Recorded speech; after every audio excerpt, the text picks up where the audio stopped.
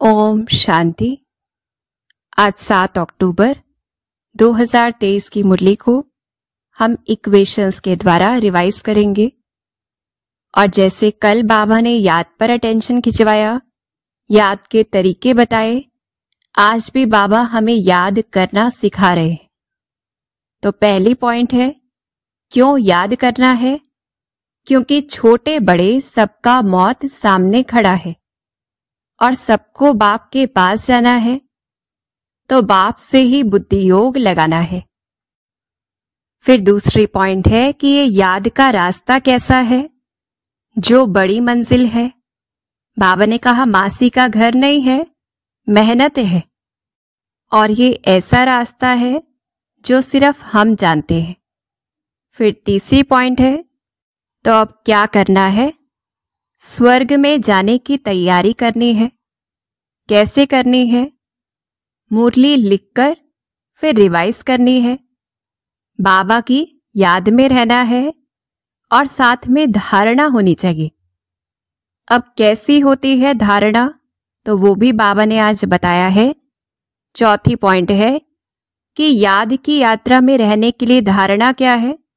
कोई से लड़ाई झगड़ा नहीं करना, कोई कुछ कहे तो सुना अनसुना करना है, सामना नहीं करना है। हर बात में सहनशील रहना है, मैनर्स बहुत अच्छे धारण करने हैं। तभी क्या होगा, हम याद की यात्रा में चल पाएंगे। तो पांचवी पॉइंट है कि ये रूहानी तीर्थ यात्रा कैसी है? मन मना भव की है, कि मन को लगाना है। कैसे लगा पाएंगे? कि इस देह को भी याद न करें और हम आत्मा एक्टर्स हैं, शिव बाबा की संतान है, ये स्मृति रहे। और खुद को जिन्न के मुआफिक निरंतर बुद्धि दूर लगानी है, याद में रहना है, आना जाना करना है। फिर छठी पॉइंट है कि ये आना जाना कैसे करना है? ऊपर याद करना है शिव बाबा को स्वीट होम में, और साथ में स्वीट होम को भी याद करना है। बुद्धि वहां लटकी रहे, कि ऐसा नहीं 1 सेकंड आए और फिर गए, पर बुद्धि वहां कुछ देर रहे। फिर नीचे याद कैसे करनी है, जो 7वीं पॉइंट है, सवेरे उठकर करनी है।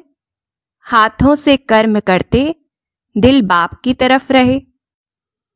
फिर जब धंधे पे जाते हैं तो वहां पे भी निरंतर बाप को याद करना है। भोजन पर है तो भी सारा समय याद करना है, और रात को जागकर भी कमाई करनी है। जब ऐसा करेंगे तो आदत पड़ जाएगी। फिर 8वीं पॉइंट है कि जब हम इन धारणाओं पर चलते हैं, रूहानी तीर्थ यात्रा खुद को एक्टर समझ के करते हैं, ऊपर याद करते हैं, और जब नीचे है कर्म कर रहे हैं तो भी याद कर रहे हैं। यही याद सच्ची सच्ची बाबा की याद है, और तभी कहेंगे कि हम बाप का पूरा बन गए हैं। और जब ऐसे यात्रा करेंगे याद की, तो आंख आपे ही खुल जाएगी सुबह, साथ में जमा भी होगा, मजा भी आएगा, घड़ी घड़ी गिरेंगे नहीं, विकर्म भी विनाश होंगे, और ऊंच पद मिलेगा, विश्व का मालिक राजाई मिलेगी।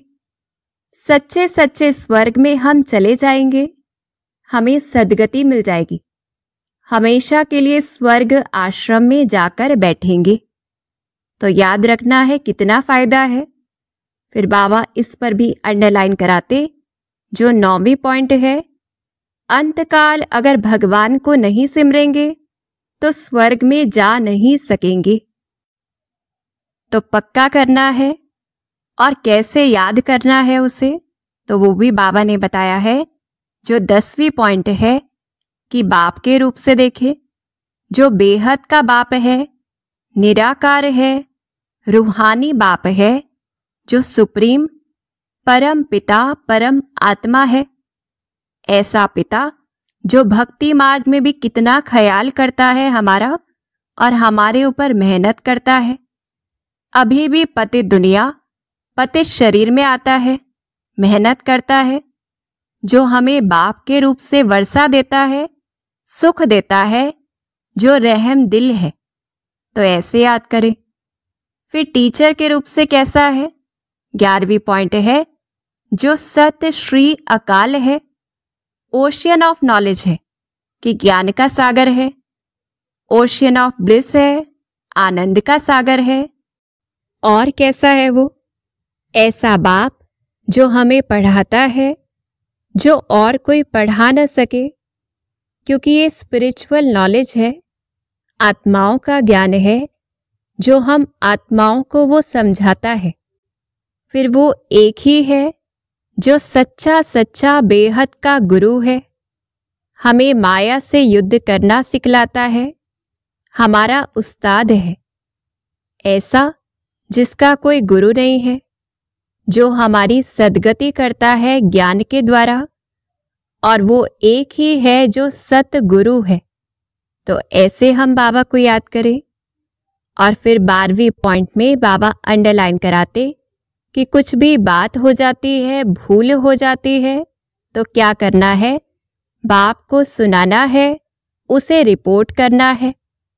कुछ भी होता है, झट क्षमा मांगनी है, भूल करते नहीं रहना है, और कोई पाप अब नहीं करना है, नष्टो मोहा बनना है।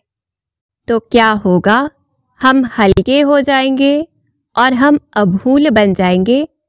फिर धर्मराज के पास भी जो हमने बाबा को रिपोर्ट भेजी होगी वो पहुंच जाएगी।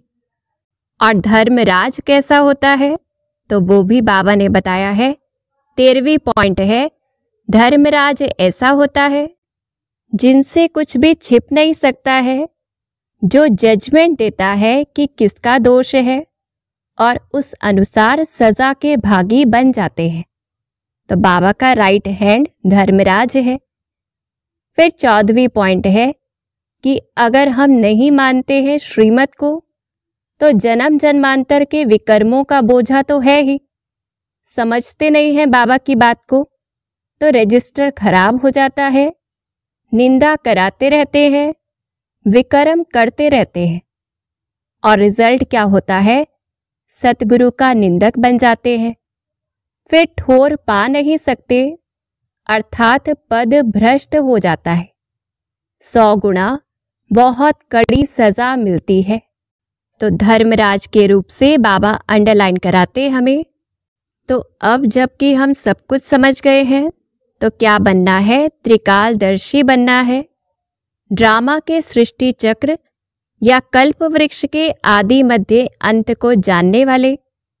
जितना बुद्धि में चक्र फिराते जाएंगे चक्रवर्ती राजा बन जाएंगे।